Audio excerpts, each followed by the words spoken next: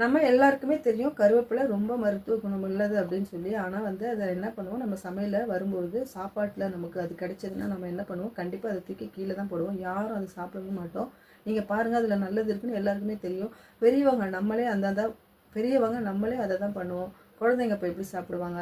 இந்த மாதிரி இருக்கிறவங்களுக்கு நம்ம என்ன பண்ணுவோம், பவுடர் பண்ணி அதை சமையலில் கலந்து அப்படி சாப்பிடலாம். அப்படி சாப்பிட்டா அதனோட பெனிஃபிட்ஸ் அத்தனையும் நமக்கு கிடைக்கும். அப்படி சாப்பிடாதவங்களுக்கு எப்போவுமே நம்ம பவுடர் ரெடி பண்ணி வச்சுருக்க மாட்டோம் இல்லையா, அந்த மாதிரி இல்லாத டைமில் நம்ம கருவேப்பிலையை ரொம்ப பொடியாக கட் பண்ணி சமையலில் சேர்க்கலாம். அதே மாதிரி நம்ம வெங்காயம் தக்காளி எல்லாம் வதங்கும் போது கருவேப்பிலை போடுவோம் இல்லையா, அந்த மாதிரி போடாமல் கொத்தமல்லியை கடைசியில் தானே சேர்ப்போம். அதே மாதிரி கடைசியில் குழம்பெல்லாம் ஆஃப் பண்ணதுக்கப்புறம் கடைசியில் கொத்தமல்லி சேர்க்குற மாதிரி கருவேப்பிலையும் கடைசியில் சேருங்க. கருவேப்பிலை நல்லா க்ரீனாகவும் இருக்கும், சாப்பிட்றதுக்கும் நல்லாயிருக்கும். கண்டிப்பாக யாரும் கீழே தூக்கி போட மாட்டாங்க. இந்த டிப்ஸ் உங்களுக்கு பிடிச்சிருந்ததுன்னா ஒரே ஒரு லைக் மட்டும் கொடுங்க.